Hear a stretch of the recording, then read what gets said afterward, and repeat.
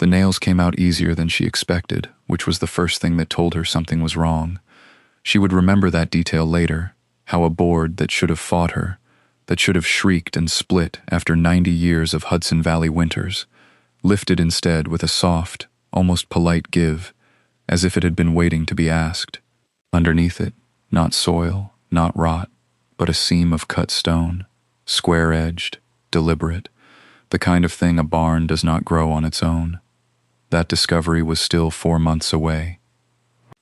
On the morning it began, the rainy November morning that would reorganize the rest of her life, she was standing in the front hall of Kettleman Ridge in a black wool coat that had belonged to her mother, watching water run off the brim of the lawyer's umbrella and pool on the pine floor her father had refinished himself, twice, in 1994 and again in 2011, the second time with her holding the sander steady because his hands had started to shake. She was 38 years old. She had lived in this house, on and off, for 11 of those years, ever since the stroke that had left her father's left side stubborn and slow, and had left her, without much discussion, the one who stayed. Her brother had not stayed. Her brother had visited 4 times in that decade. She had counted, though she wished she hadn't. Always in a car too clean for the gravel drive, always gone before dinner. He was here now, though. He stood by the cold fireplace in a charcoal overcoat, checking his phone the way other men might check a watch, and when the lawyer cleared his throat and opened the folder, her brother did not sit down. The lawyer read in the flat, careful cadence of a man who had done this too many times to enjoy it, a man who had drafted wills for this family for over 30 years and had, she suspected, always known exactly how this one would land.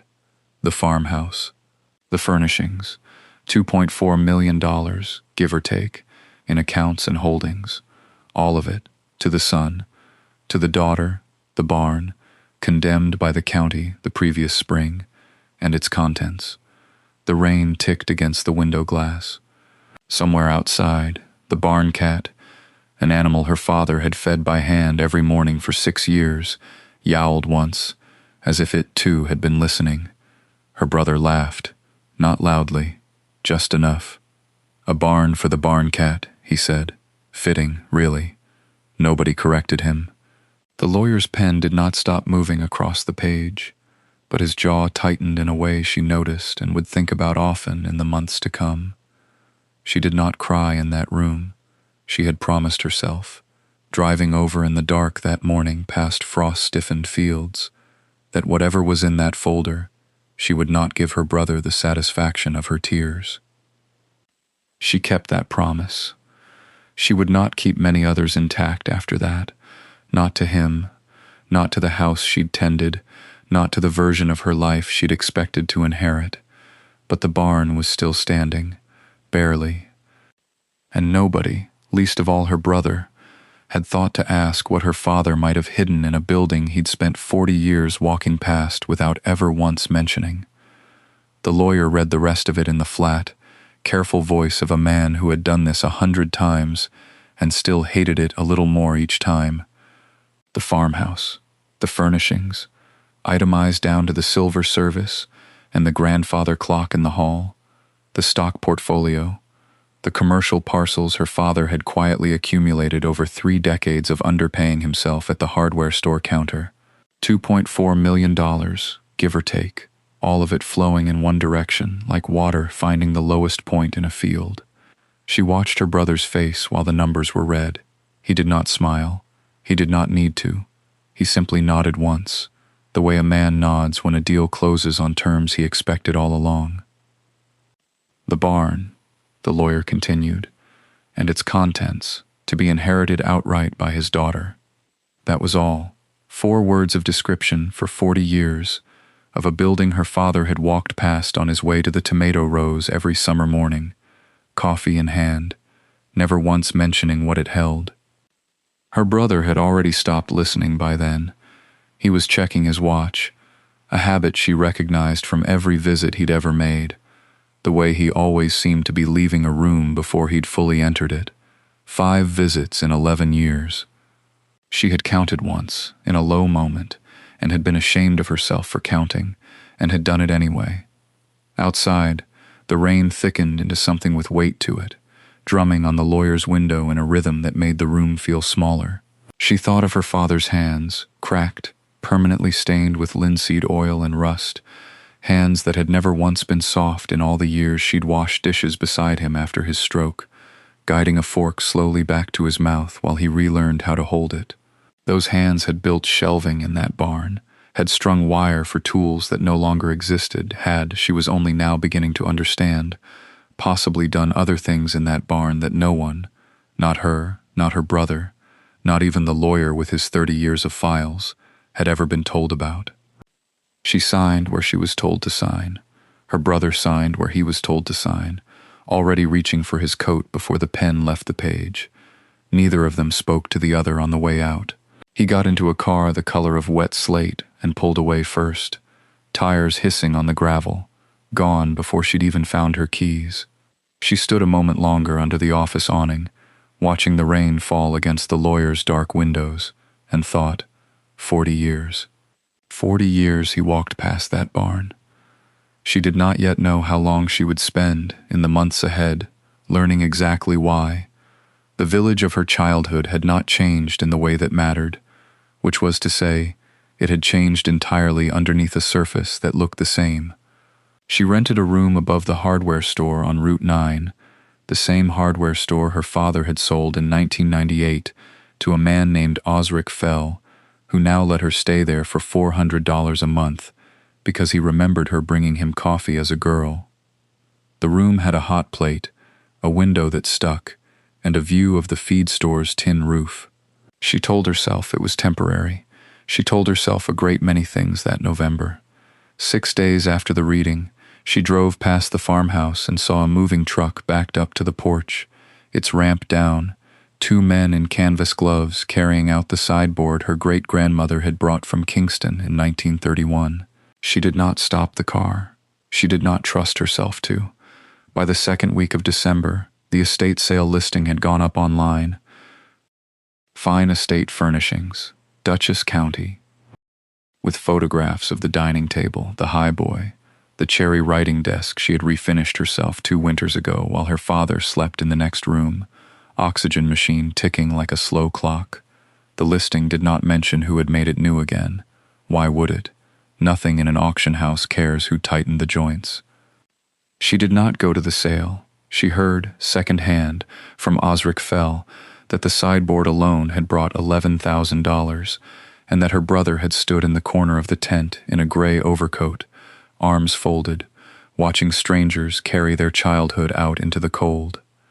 The barn, meanwhile, sat exactly as it always had, sway-backed, patient, indifferent to who owned it.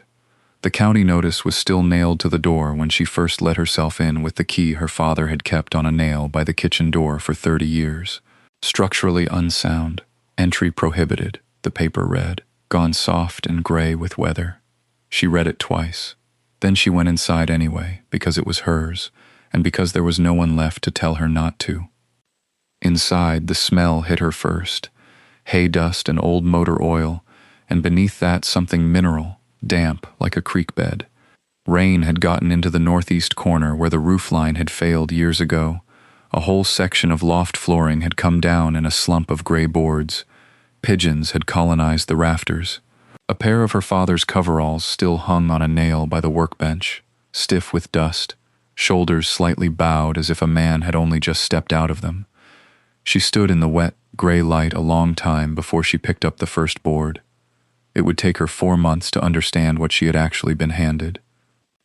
December 3rd, she wrote in the composition notebook she'd bought at the hardware store beneath her rented room, not because anyone had asked her to keep a record, but because a life spent restoring other people's furniture had taught her that a project without a log was a project you'd eventually lie to yourself about. Roof, catastrophic. Loft, partial collapse, northeast corner. Foundation, unknown, inaccessible under debris. She underlined, unknown, twice. The county gave her 90 days before they'd revisit condemnation. She did not tell them she intended to use every one. She started with the roof because water was the enemy that never slept. A local shingler named Wardell, an old customer of her father's from the hardware store days, gave her a fair price and an unfair number of pauses to ask if she was sure she wanted to sink money into a barn the county had already written off, sure her brother wasn't going to help, sure she wouldn't rather just let it fall. She paid him in cash from the small restoration business she still ran out of a rented storage unit, refinishing highboys and steamer trunks for clients in Rhinebeck who never asked what happened to the rest of the estate. By December's second week, the new felt paper was down, and the worst of the leaks stopped, though the northeast corner still wept when the wind came from the river. She cleared the collapsed loft boards herself, one at a time, stacking the good lumber and burning the rot in a barrel behind the barn, the smoke sweet and sharp against the cold. Her hands split from the work. She wrapped them in electrical tape at night and went back out in the morning anyway. The pigeons she evicted gently, opening the gable vents wide and waiting 3 days before sealing them, the way her father had taught her to do, with the swallows in the tool shed when she was 9. "Don't trap what you can guide out," he used to say. She wrote that down too, though she wasn't sure yet why it felt important to keep. What she noticed, working alone in that cold building through December's shortening light, was how her father's hand was everywhere and nowhere. A shim wedged just so under a sagging post, a bracket he'd clearly fabricated himself from mismatched hardware store stock, a run of electrical conduit routed with more care than the wiring in the actual house. He had loved this barn in the particular, wordless way he'd loved very little else out loud. She began to understand that restoring it was the closest she would ever come again to a conversation with him. She did not yet think about the tack room floor. It was low on her list. Cosmetic, she'd assumed, a place to store what tools survived. She had the roof, the loft, the failing east wall to contend with first. The floorboards there could wait, she told herself. They had already waited 70 years. January arrived with a cold that had opinions.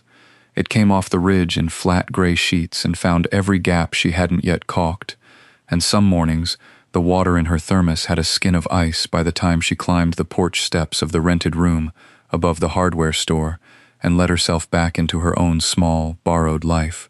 The owner of the store, a widower named Pruitt who had known her father since the Eisenhower administration, took to leaving a space heater by her door without comment. She used it. She did not thank him aloud. There were things, that winter, she found she could not say without her voice breaking somewhere in the middle, and gratitude was one of them. She kept a ledger of her own, a cheap spiral notebook, dates in one column and tasks in the other. Jan 6, braced loft joist, north side. Jan 14, replaced 11 shingles, west slope. Jan 22, patched east wall, temporary, will not hold past spring. The notebook was not sentimental. It was how she kept from feeling like she was disappearing into the work without a trace, the way she sometimes felt she'd disappeared into 11 years of her father's slow recovery, necessary, invisible, unrecorded by anyone who mattered to the county clerk's office. Her brother called once, in the second week of January, to ask whether she'd found anything of value in the barn in case it affected the estate's insurance valuation. His voice had the clipped efficiency of a man checking a box on someone else's behalf. She told him she'd found a family of raccoons and a collapsed hayloft ladder. He said that was about what he'd expected and hung up before she could ask him anything back. She noted the date of the call in her notebook, out of habit, then crossed it out. Some things did not deserve a column. By late January, the roof no longer wept when it rained, and the loft held weight again, and she allowed herself, for the first time, a morning without a list, just coffee, and the barn's particular silence, thick and mineral, the kind that made her aware of her own breathing. It was in that stillness that she noticed the tack room floor was not, as she'd assumed, a uniform plank run. Near the back wall, under a decade of grime and a stack of rotted feed sacks she'd been meaning to haul out, the boards ran a different direction. Shorter, tighter fitted, set slightly proud of the surrounding floor, as though someone had once needed to lift them often and hadn't wanted them nailed down for good. She crouched and pressed her palm flat against the wood. It gave, almost imperceptibly, in a way old-growth pine that had settled for 70 years should not give. She sat back on her heels and looked at it a long moment before reaching for the pry bar. The pry bar's tip found a seam she hadn't seen, a hairline gap where two boards met at an angle no carpenter would choose by accident. She worked it in slowly, the way she'd been taught to open anything old. Ease before force, listen before pull. The wood answered with a groan, not of protest but of relief, like a joint long asked to hold a position finally allowed to release it. The first board came up whole. Underneath, no joist, no packed earth, only shadow, and a draft that smelled faintly of stone and standing water, cooler than the January air around her ankles. She sat back again. Her notebook was 3 feet away, closed, and she did not reach for it. The second board resisted longer. She noticed the nails were square-cut, hand-forged, the kind her father had once shown her in a coffee can of salvage hardware, telling her that anything predating 1900 down here would still have them, that machine-cut nails hadn't reached rural Dutchess County until later than people assumed. She had nodded then, without understanding why it mattered. She understood now.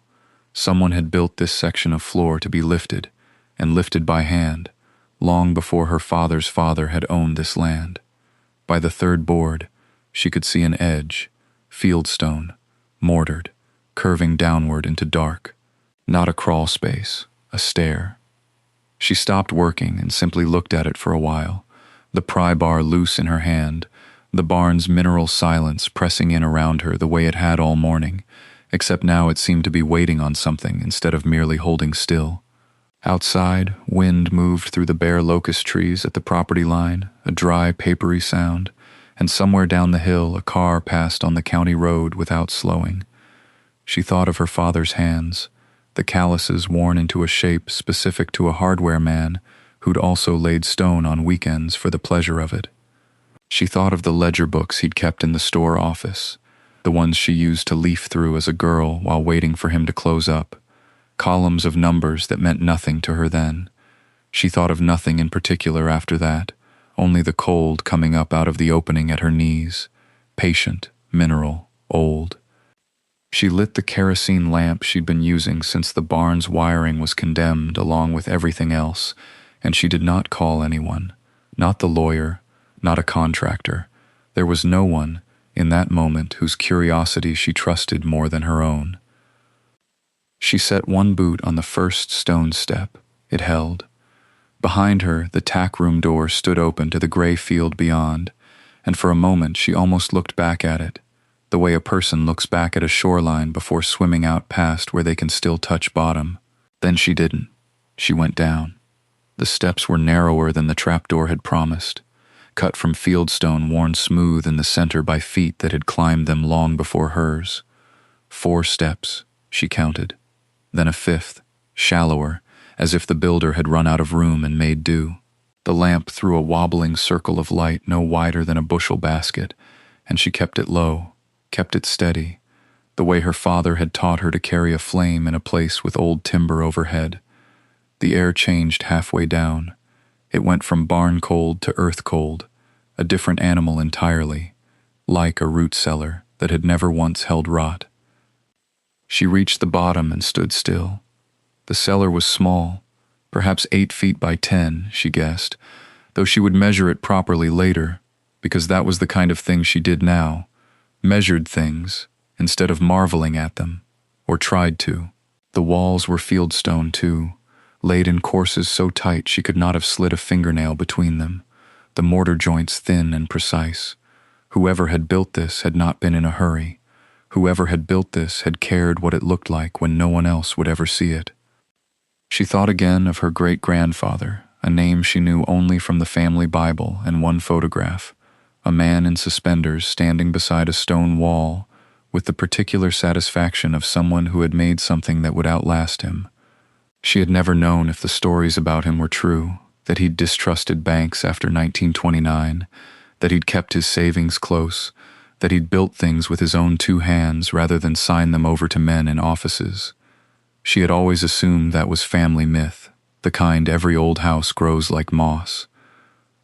She lifted the lamp higher. Against the far wall, low to the ground, something rectangular sat beneath a shroud of ancient burlap gone stiff and gray with dust, roughly the size of a small trunk. The burlap had been tucked, not simply draped, tucked at the corners, deliberately, the way a person tucks a blanket around something they intend to come back for. Beside it, barely visible in the lamp's uncertain reach, stood a low wooden shelf holding a scatter of shapes she couldn't yet name. She did not move toward it immediately. She stood at the base of the steps a long moment, the cold working up through her boots, and made herself breathe the way she'd been taught to breathe, before lifting anything heavier than herself. Whatever this was, it had waited decades in the dark without complaint. It could wait another minute while she remembered, with sudden and total clarity, that no one on earth knew where she was standing right now. Then she crossed the stone floor, knelt before the shrouded shape, and began, with the same patience she gave to every ruined thing she had ever restored, to work the stiff burlap loose. The burlap resisted her at first, its fibers fused by decades of damp into something closer to bark than cloth. She worked the corner free with the flat of her thumbnail, the way she'd once coaxed a century of varnish off a walnut sideboard without scarring the grain beneath. Patience, she reminded herself. Patience was the only tool that had ever worked. The fabric came away in a long, dry sigh, releasing a smell of cold iron and something faintly sweet, like old paper left too long in a drawer. Beneath it, a strong box, steel, riveted at the seams, its lid welded shut along one edge in a rough bead of metal that did not match the rest of the construction, an afterthought or a precaution. Someone had sealed this box after it was already sealed. Someone had not trusted the lock alone. She sat back on her heels and looked at it the way she looked at any object before she touched it, reading its history in its wear, its rust, its silence. There was a maker's stamp near the base, nearly rubbed to nothing, and beneath it, scratched by hand with what must have been a nail or an awl, 3 letters that stopped her breath entirely. Her grandfather's initials, not her father's.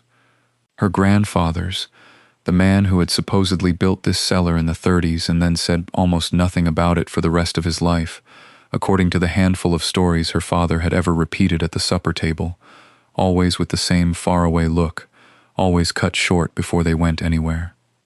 She turned to the low shelf beside the box.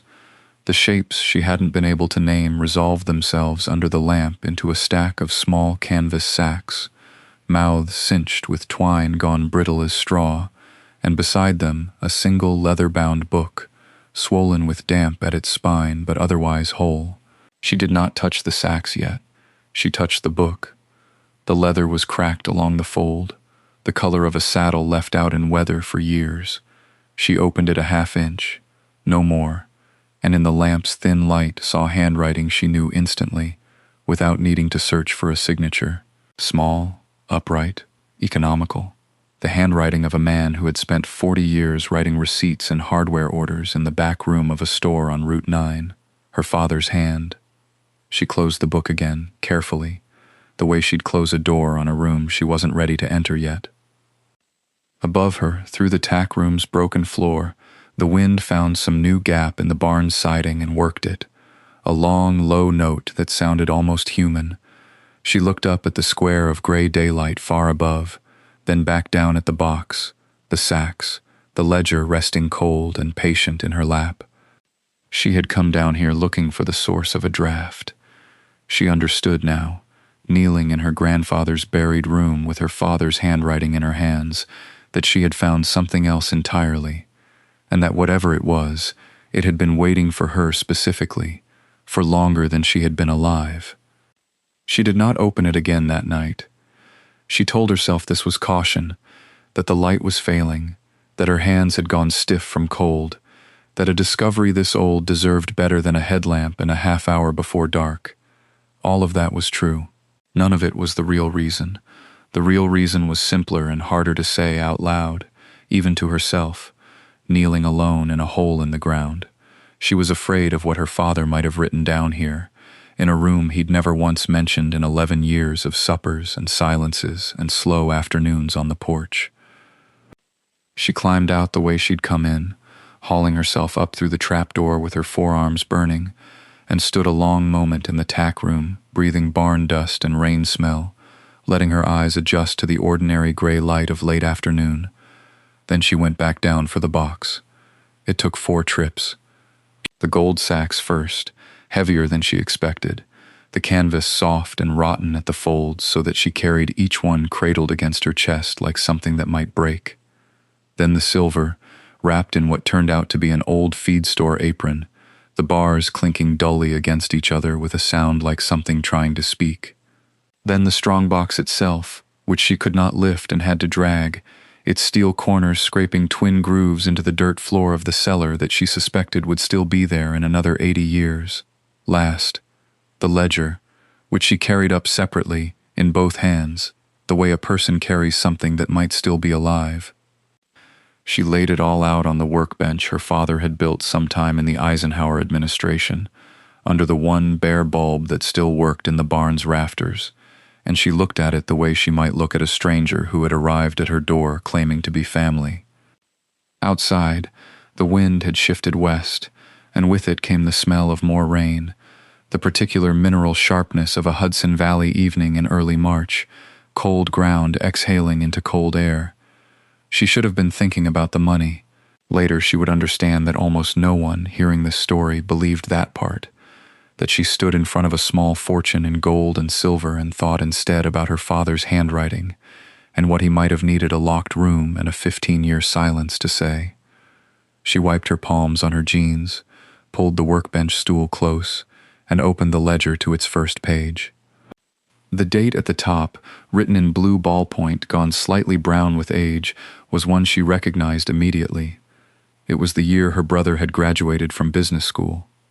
Entry, March 9th, past midnight.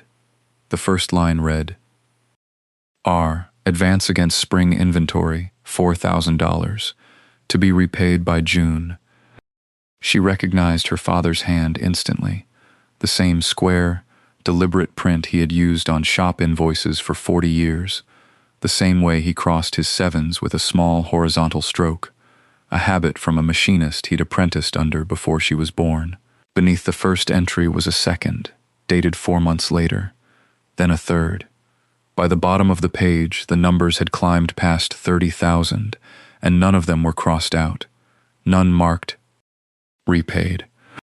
None marked anything at all except the date and the amount and, occasionally, a short note in the margin. For the apartment, for the car, for the wedding, though God knows he didn't ask twice. She turned the page slower than she needed to. Outside, the rain that had been threatening all evening finally arrived, first as a patter against the tin roof, and then as a steady drum that filled the barn's rafters like something breathing. She barely noticed.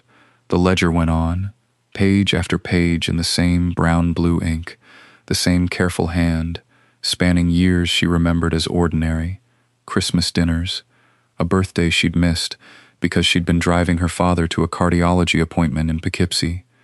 All the while, apparently, money had been leaving the hardware store's accounts in amounts that started at a few $1,000s, and, by the later pages, had become 5-figure sums, with barely a pause between them.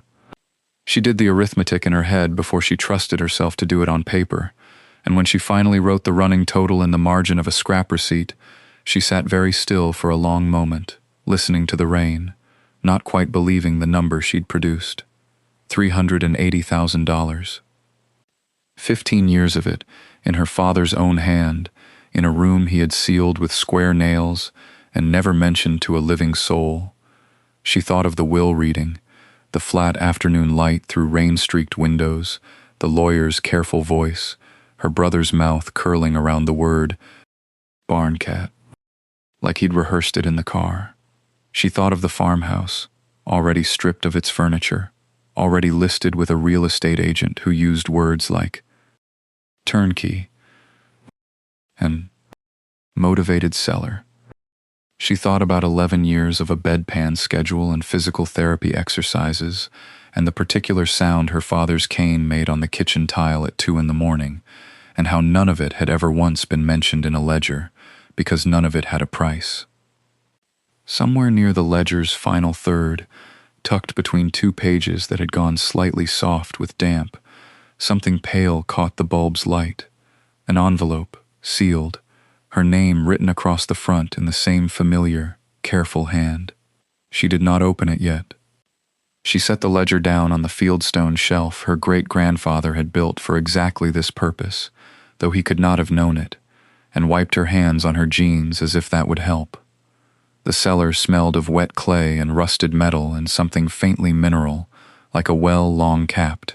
Above her, the barn's new joists creaked once under the weight of the storm, a sound she had learned in 4 months to distinguish from the sounds that meant trouble. This one meant nothing. She let herself breathe. The envelope sat where she'd left it, pale against the dark leather, patient in the way only paper can be patient. She turned the lantern's beam away from it, toward the strongbox instead, toward the gold coins arranged in their velvet-lined trays like something out of a museum case rather than a hay barn's crawlspace. Depression-era eagles, dulled but not tarnished, stamped with dates that predated her father's own birth. Silver bars beneath them, each one etched with a foundry mark she didn't recognize. She had spent 11 years learning the difference between real mahogany and veneer, between hand-cut dovetails and machine joints, and none of that expertise told her what any of this was worth. Only that it was worth something. Only that someone had built a room to hide it and then never spoken of the room again. She thought of her brother's apartment on the Upper East Side, the one she'd seen exactly twice, both times for holidays that ended early. She thought of the leather sofa he'd had shipped from Milan the same month their father's Medicare copays had gone unpaid for 2 months running, an oversight she'd covered from her own restoration income without mentioning it to anyone, least of all him. 15 years, $38,000 a year on average, though the entries weren't even. Some years nothing, other years spikes that corresponded, she would learn later, to bad quarters at the brokerage. Her father had tracked it the way he'd tracked lumber costs and nail counts, in the same small, cramped hand, never once raising the subject at Thanksgiving, never once mentioning it to the lawyer who'd handled the estate for 30 years. He had simply written it down and sealed it beneath a barn he left to his daughter, along with its contents, in 4 dismissive words that a room full of people had laughed at. She reached for the envelope. The rain had not let up. If anything, it had thickened, drumming harder against the tin roof above her, finding its old failure points, and running down through them in thin, dark threads she would need to patch before spring. She noted this the way she noted everything now, automatically, a restorer's habit. Leak, southeast corner, 3rd rafter. Even as her thumb worked beneath the flap, even as the paper gave way with a small dry sound, even as she unfolded a single page and saw, before any word registered, that the hand was unmistakably her father's, and unmistakably tired. The letter was dated the March before his stroke, 5 years before he died, which meant he had carried it folded inside the ledger for longer than some marriages last. The ink had gone brown at the edges, the way old ink does, and the paper had the soft, felted texture of something handled more than once, unfolded and refolded in a private hour when no one else was in the house. She read it standing, because there was nowhere dry to sit, the lantern light shivering over the page each time the wind found a gap in the barn wall. "If you are reading this," it began, "you have already done the part I could not ask you to do, which is stay."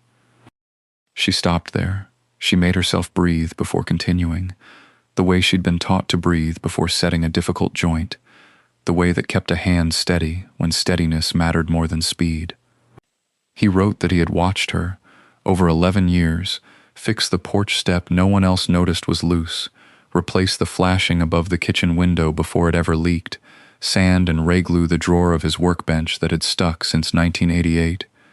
He wrote that he had watched his son ask for money the way other men asked about the weather, casually, expecting it, never once circling back to settle what he owed.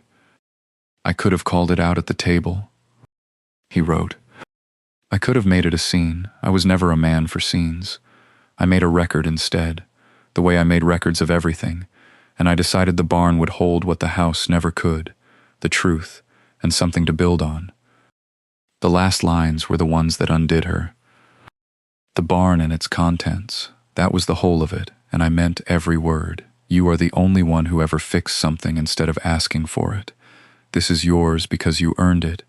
In 100 small repairs nobody watched you make. I watched. I always watched. She sat down then, finally, on the cold stone step of the cellar her great-grandfather had built with his own hands, 80 years before hers ever touched a chisel, and let the rain fill the silence for a while. The lantern guttered once and steadied.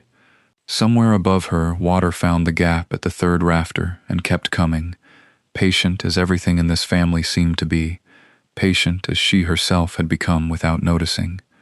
She refolded the letter along its old creases and set it back inside the ledger, careful now, the way she handled anything 100 years old and 1 generation fragile. Tomorrow she would need gloves, evidence bags maybe, a plan for the coins glinting faintly in the strongbox's open mouth. Tonight she only wanted to sit with the knowledge that she had been seen the whole time, by the one person she'd stopped hoping would ever say so. The rain kept working at the roof. Somewhere in Poughkeepsie, a 30-year-old file cabinet was waiting for a phone call it did not yet know was coming. She woke before the alarm, the way she had every morning since December, except this time there was no reason to hurry and every reason to. The barn ceiling above her cot ticked with cold. She lay there a moment longer than usual, listening for the rain, and found it had not stopped, only thinned into something quieter, more patient, the kind of rain that meant business rather than drama. She made coffee on the camp stove, because the barn still had no working kitchen, and carried the mug down into the cellar before it had cooled enough to drink. The strongbox looked different in daylight, or what passed for daylight 40 inches below the tackroom floor, a gray wash falling through the trapdoor's open mouth. She had left the lid propped against the fieldstone wall overnight, unwilling to close it again, as if sealing it back down might undo what she'd found. She counted the coins first. 41, gold, each stamped with an eagle worn soft at the wingtips by hands that had carried them through a depression they'd been minted to survive. She lined them in rows on a clean shop rag, the way her father had taught her to lay out screws by size, so nothing got lost in the sawdust. Some habits, she thought, outlive the man who gives them to you. The silver bars were heavier than they looked, 6 of them, each stamped with a refinery mark she didn't recognize and would later learn had gone out of business in 1958. She did not touch the ledger again. It felt like something that needed a witness now, not just a reader. By 9 she had photographed everything on her phone, 3 angles each, the way she photographed a piece of furniture before she took it apart, proof of the thing whole, before it became evidence of the thing broken open. She thought about calling the lawyer immediately and then didn't, not yet. There was a particular kind of dread in bringing news that would change everything, a reluctance to let the world back in before she'd finished sitting with it alone. She understood, crouched there in the mineral cold of a room her great-grandfather had built with a level and a plumb line and no permit at all, that once she made the call, the barn would stop being hers in the private sense. It would become a story, other people's story, told about her. She climbed back up into the tack room a little after 10, boards creaking under her boots, and stood looking down through the trapdoor at the lantern light still guttering faintly against fieldstone. Then she reached for her phone, scrolled to a number she hadn't dialed in 4 months, and found her thumb hovering over it the way it used to hover over her father's, back when she still had to decide, every single day, whether today was the day she called. She did not call him. Not the lawyer, not that night. She put the phone face down on the workbench beside the level, the way she used to set down a chisel when her hand had started shaking too much to trust it, and she went back down into the cellar one more time, because there was a difference between knowing a thing and having looked at it long enough to believe it. The strongbox sat where it had sat for what she guessed was 70 years, welded seams gone the color of old pennies, a hasp closed with a padlock so simple it looked almost apologetic next to what it had kept. She did not force it that night. She photographed it from 4 angles with the flash off, the way she photographed a chair before restoration, documentation before disturbance, and she noted the way her father had taught her to note things, out loud, so the noting became a kind of record even without paper, that the fieldstone above the box showed no water staining, no efflorescence, nothing that suggested this room had ever flooded in 80 years. Whoever built it had built it to last. Whoever had used it last had closed it carefully. She slept 4 hours on the cot in the tack room, under 2 wool blankets and her father's old barn coat, and dreamed nothing she could remember, which she took, in the gray light of 5 a.m., as a kind of mercy. In the morning she went back down with better light, a work lamp on an extension cord, its cord snaking up through the trapdoor and across the tack room floor like something alive, and she photographed the ledger's cover before she opened it. The leather cracked along the spine in a pattern she recognized because she'd seen it on the cover of the store's old receipt books, the ones that used to sit in the office at the hardware store when she was a girl small enough to be given a stool and told to sit quiet and color. She opened it to the first page and did not read past the date at the top before closing it again, not out of fear, out of the same instinct that made her sand a surface before she stained it, a refusal to rush the part of the work that mattered most, even when everything in her wanted to. She had learned, over 11 years of patient hours in this county, that the things worth finding did not reward haste. They rewarded the person willing to sit with them a little longer than seemed reasonable. So she closed the ledger, set it beside the strongbox, and climbed back up into the tack room a second time, into thin, cold sunlight coming through the new window she'd framed herself in January. She stood there a long moment, coffee going cold in her hand, looking out at the frost-whitened field toward the farmhouse she no longer had a key to. Then she picked up the phone again, and this time she dialed. The line rang 4 times before he picked up, and she could hear, in the half-second before he spoke, the particular quality of a man who screened his calls and had decided, for reasons of his own, that this one was worth answering. "It's early," the lawyer said, not unkind, just factual, the way he said most things. She did not apologize for the hour. She told him what she had found in the order she had found it. The trapdoor, the square nails, the stone steps her great-grandfather had cut by hand out of the hillside some time before anyone living could remember. She told him about the strongbox, its weld gone dull with 80 years of damp. She told him about the ledger, and she watched her own breath fog against the cold glass of the window she'd built, and she did not tell him what was written inside it, because she had not let herself finish reading it, and some part of her, the part that measured twice before it cut, understood that this was not a fact to deliver over a telephone before 9 in the morning. There was a silence on the line long enough that she thought the call had dropped. "Don't move any of it," he said finally. His voice had changed, not alarm, something closer to the tone a man uses when a diagnosis he suspected is finally confirmed. "Don't touch the ledger again until I'm there. Photograph it if you can, page by page, but don't handle the strongbox more than you already have." "Why?" "Because if what you're describing is what I think it is," he said, "then this stopped being about the barn about 4 minutes ago." She looked down through the trapdoor at the dark rectangle of the cellar, the lantern she'd left burning on the second step throwing long shadows up the fieldstone walls her great-grandfather had set with his own hands, stone by stone, in some winter she would never know the particulars of. She thought of her father teaching her to true a warped board, by sighting down its length, one eye closed. Patience is the only tool that matters. She thought of 11 years of soup and sponge baths, and 3 a.m. calls to the pharmacy, and a will read aloud in a room that smelled of wet wool, and a sentence about a barn cat that she had carried in her chest like a splinter all winter. "I'll be there by noon," the lawyer said. "Don't call anyone else, not yet." She said she wouldn't. She meant it. But after she set the phone down on the workbench, she stood a long time in that thin, cold light, coffee forgotten, looking at the ledger's cracked leather spine, and understood that whatever came next would not stay quiet for long. She went back down the ladder because staying above ground felt like a kind of cowardice now, and she had never been a woman who let a thing sit half-finished. The lantern had burned low, its wick furred with black, and she trimmed it with the small scissors she kept in her tool roll before she let herself look again at what the strongbox had given up. The gold coins she had already counted twice, 41 of them, dulled with 7 decades of dark, a few still wearing flecks of the burlap they'd been wrapped in.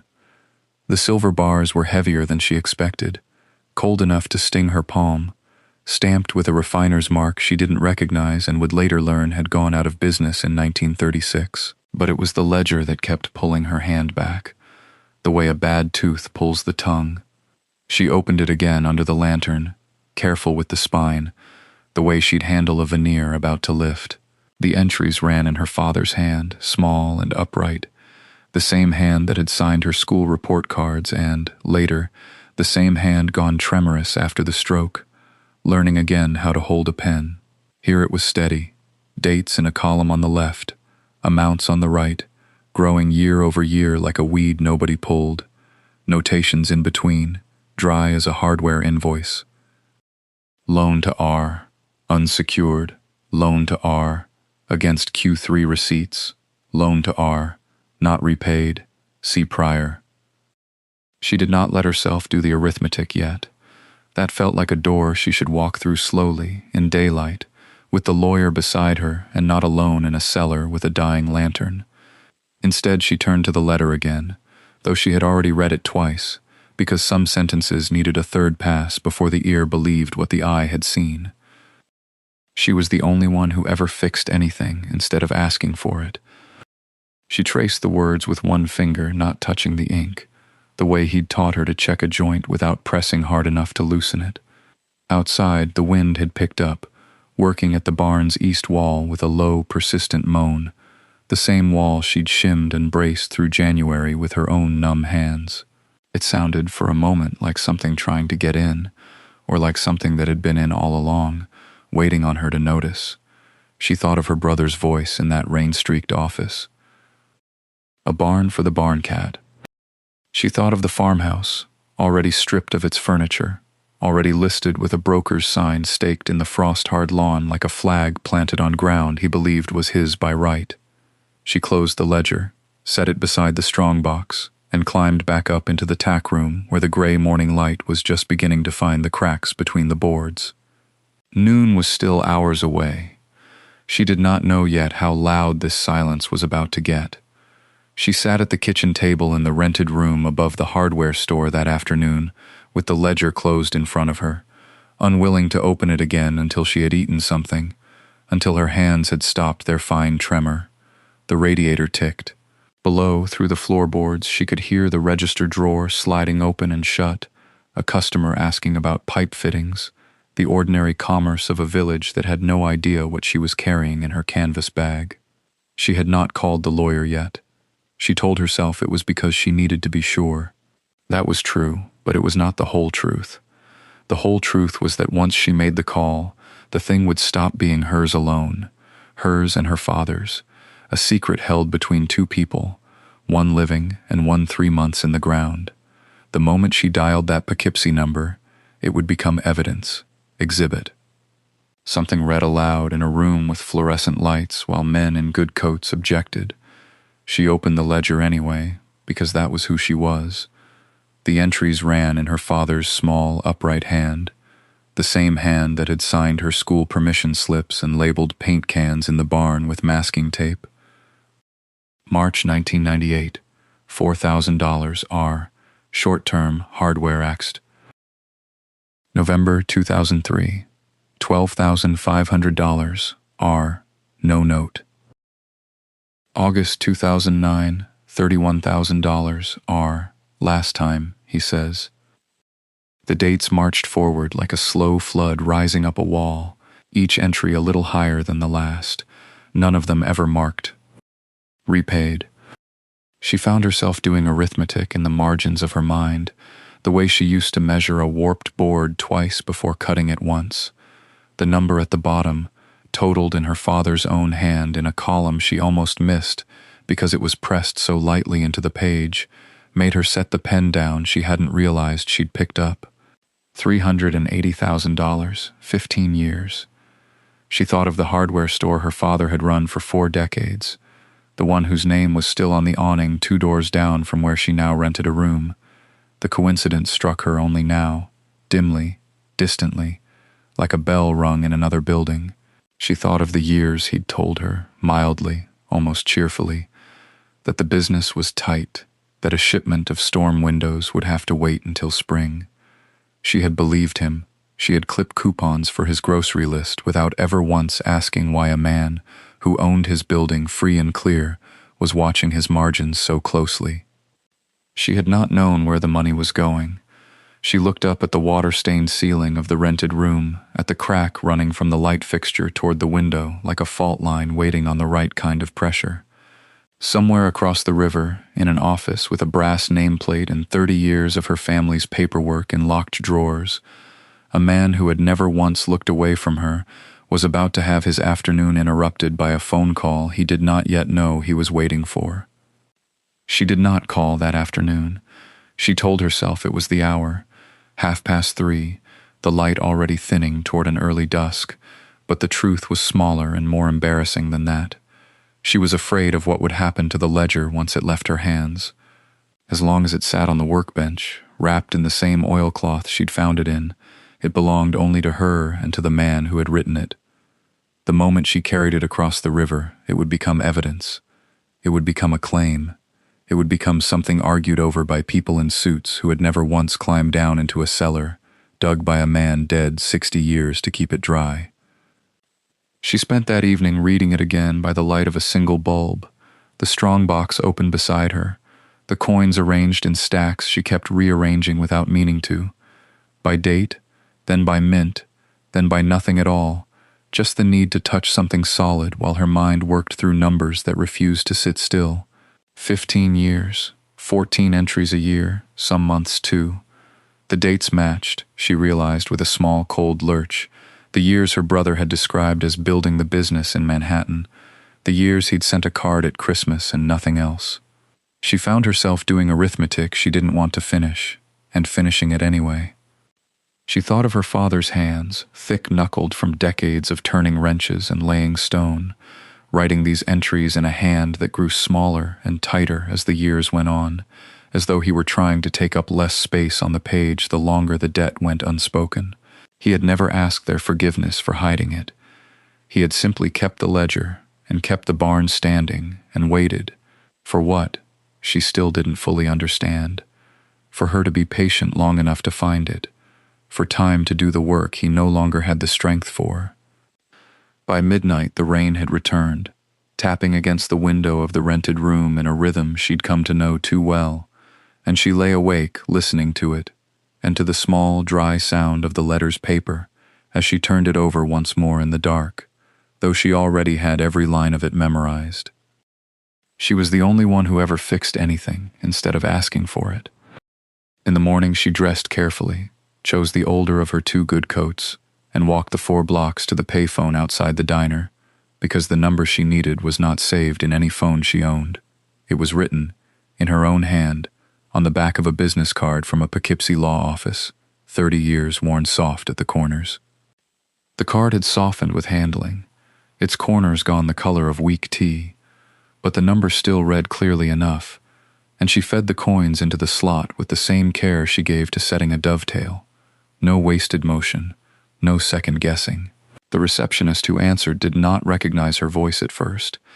Then she gave her name, and there was a pause on the line long enough that she wondered if the call had dropped, before the voice came back changed, softer, telling her to hold.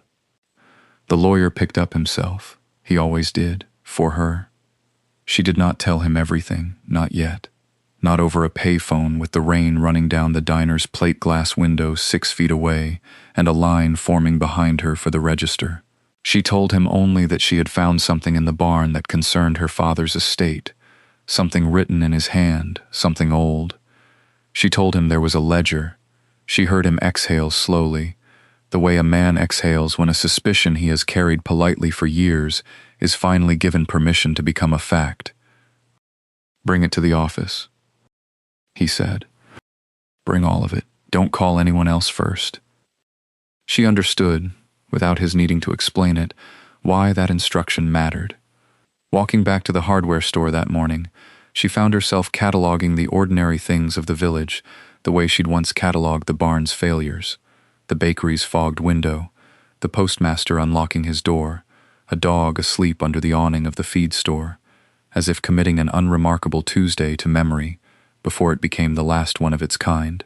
She had lived 4 months inside a private arithmetic of loss and labor, and now that arithmetic was about to become public, become legal, become a matter of records and signatures and other people's disbelief. She felt no triumph yet, only a kind of held breath, the sensation of standing at the top of a ladder she had climbed alone, looking down at a floor she was no longer sure would hold the weight of what she was about to set upon it. In her room above the store, she wrapped the ledger and the letter in a clean dish towel, then in a plastic bag against the weather, and set the strong box's smaller effects, the coins, a folded scrap of paper listing weights, beside it on the bed, arranging them the way she once arranged a client's broken hardware before reassembly. Every piece visible, every piece accounted for, nothing hidden anymore. Outside, the rain had not let up. She sat with the bundle in her lap a long while before she trusted herself to move. The lawyer's office smelled the same as it had in November: wet wool, cold radiator, the particular dust of paper that had been filed and refiled for 30 years. But the light was different now.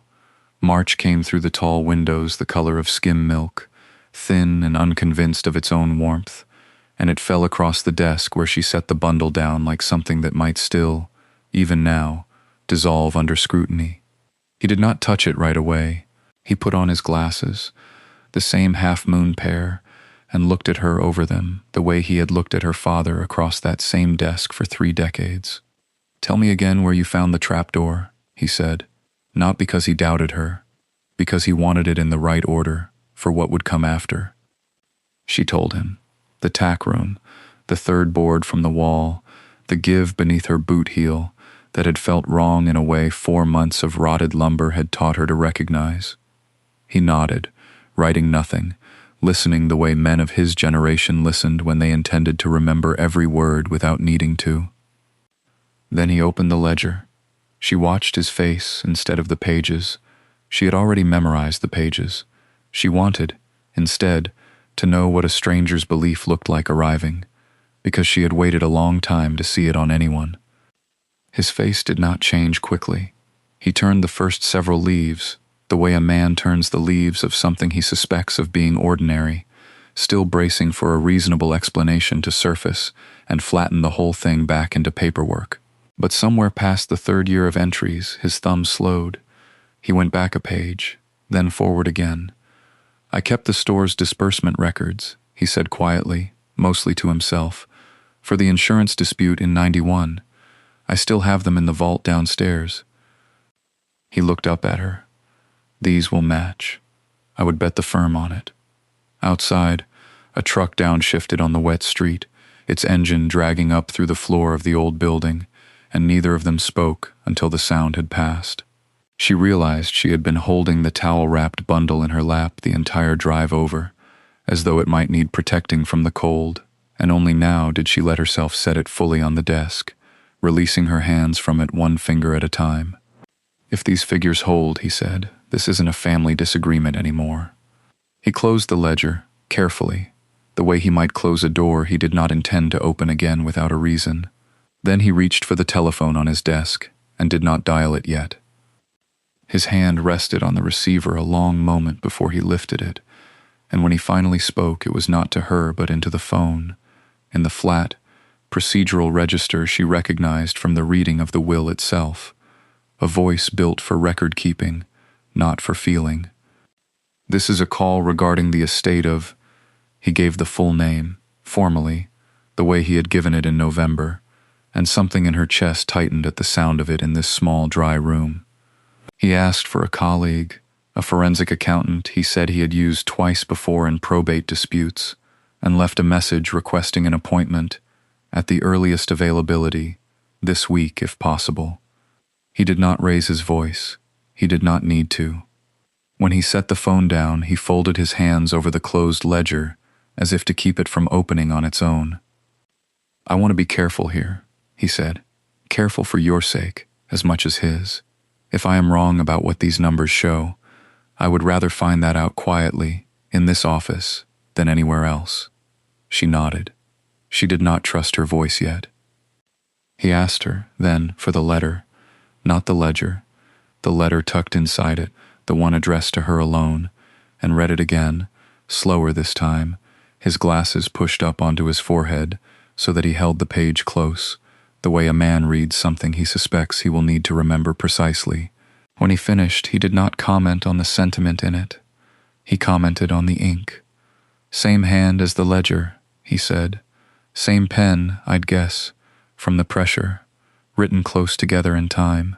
He looked at her over the rims. "That matters, for what it's worth. It tells us this wasn't old business he forgot to settle. It was recent business he meant someone to find." Outside, the rain had thinned to a fine gray static against the window, and the radiator ticked through another cycle of heat. She thought of the barn, dark now, the trapdoor still open over the cellar stairs, cold air rising up through the tack room the way it must have risen for 90 years before anyone thought to notice. "What happens now?" she asked, "while we wait for him to call back?" "Now," he said, gathering the ledger and the letter together and sliding them into a plain manila folder, which he did not label. "I make copies of everything you brought me, and I do not let this folder leave the building. And you go home and get some sleep, if that's a thing you still remember how to do." He almost smiled, because once this moves, it is going to move quickly, and not everyone is going to be glad to see it. She did not sleep. She told herself she would, driving back through the wet dark with the heater ticking against her knuckles, but by the time she reached the hardware store's narrow staircase, she was wide awake in the particular way exhaustion sometimes produces, a brightness behind the eyes that felt almost like clarity. She sat on the edge of the bed with her coat still on and did the arithmetic again, the way she had done it 3 times already in the lawyer's parking lot, 15 years. 38,000 a year, near enough, though the ledger's own entries were never so tidy. Some years 4,000, some years 60, a rhythm that matched nothing except, she realized, the rhythm of her brother's bad quarters. She remembered him mentioning a lawsuit once, years ago, over a building in Yonkers that had fallen through. She remembered a Christmas he hadn't come home at all. She had thought it was simply distance. She saw now it might have been arithmetic, too. By morning the rain had stopped, and a hard blue cold had moved in behind it, the kind that made the barn's tin roof tick and groan as it warmed. She went back anyway. She could not go back. The trapdoor was still open, exactly as she had left it, a black rectangle in the tack room floor with the cold cellar breath still rising out of it, faint now, thinned by a night of exchange with the barn's air. She stood over it a long moment before going down, not from fear exactly, but from a sense that something in her had changed since the last time her boots had touched those fieldstone steps, and she wanted to feel the difference before she used it. The strongbox sat where she'd left it too, lid open, gold and silver dulled under a film of dust disturbed the night before. She had photographed it already for the lawyer, dutifully, 4 angles, but she found herself crouching over it again anyway, turning one of the coins in the flashlight beam, an eagle, worn soft at the edges, 1932 stamped faint beneath the grime, and thinking not of its value, but of her great-grandfather's hands, and her father's hands after him, both of them building things meant to outlast complaint. Her phone buzzed against the fieldstone, startling in that silence. Not the lawyer, a text from her brother, the first in 4 months. "Heard you're stirring something up out there. Don't do anything stupid." She read it twice, then a third time, standing in the cold with the coin still warm from her own palm, and felt something in her chest go very still and very calm. the way water goes still just before it starts to move. She did not answer the text. She let it sit there on the screen, the little gray bubble with its casual menace, and she found that she was more interested in what it revealed than in what it demanded. Don't do anything stupid. Not. Are you all right? Not. I heard about Dad's cellar. Tell me more. A man protecting something does not ask questions. He issues instructions. She had spent 11 years learning to read what people did not say, sanding a chair leg down to the grain to see where the old glue had failed, and she read this message the same way, for its silences. She climbed the fieldstone steps slowly, the coin still in her coat pocket, and called the lawyer from the barn's cold kitchen instead of waiting for morning. He picked up on the second ring, which told her he had not been sleeping either. He texted me, she said. Just now. Says I shouldn't do anything stupid. There was a pause on the line, the particular pause of a man deciding how much to say. Then he already knows what's in that ledger costs him a great deal more than a barn, he said finally. People only threaten what they're afraid of losing. She asked him what came next, and he told her plainly, no drama in it, no courtroom flourish, just the dry mechanics of a system finally catching up to a truth it had missed. A motion to reopen probate on grounds of concealed assets and financial misconduct. A forensic accountant, if it came to that, though he doubted it would need to. Her father's hand had been meticulous, date after date, dollar after dollar, 15 years laid out like joists across a floor. A hearing, a second reading, in the same office, the same conference table, the rain probably starting up again, because it always seemed to when that family gathered. He'll deny it, she said. He'll deny it, the lawyer agreed, right up until he sees his own signature on the loan memos your father kept photocopies of. Men like your brother don't plan for honesty catching up with them. They plan for it never arriving. After she hung up, she stood at the window a long while, watching the dark shape of the barn against a sky that had gone the color of wet slate, thinking of her father writing those entries alone at his kitchen table, year after year, never once mentioning them to her, trusting instead that the truth would surface on its own schedule, in its own season, the way rot always does, eventually, if you only pull up the right board and look. The second reading came on a Tuesday in early June, 8 months to the day since the first, and this time the rain held off, the sky over Poughkeepsie scrubbed clean and merciless with sunlight, the same conference table, the same brass lamp throwing its small circle of gold across the blotter. Her brother arrived in a gray suit that fit him the way money always fit him, effortlessly, and he did not look at her until the lawyer opened the ledger and turned it so the light fell across their father's handwriting. He read for a long moment. His jaw did something small and involuntary. This proves nothing, he said, and his voice had lost its polish. Loans between family. There's no note, no interest, nothing binding. There's this, the lawyer said, and set the photocopied memos beside the ledger, each one carrying his signature, dated across 15 Aprils. Your father kept everything. It was, if you'll forgive me, his one great flaw as a businessman, and his one great gift as a witness. No one spoke for a while after that. Outside, a truck downshifted on Route 9, and somewhere down the hall a copier hummed, indifferent to the small collapse happening in that room. The court ordered restitution of $380,000, to be drawn first from liquid estate assets and, when those proved insufficient, from the sale of the farmhouse itself. By August, the for sale sign her brother had planted so cheerfully in the front lawn came down and was replaced by another, this one arranged by the estate, and strangers walked through rooms that had once held her mother's china and her father's reading chair, appraising, murmuring, moving on. She did not go to watch the closing.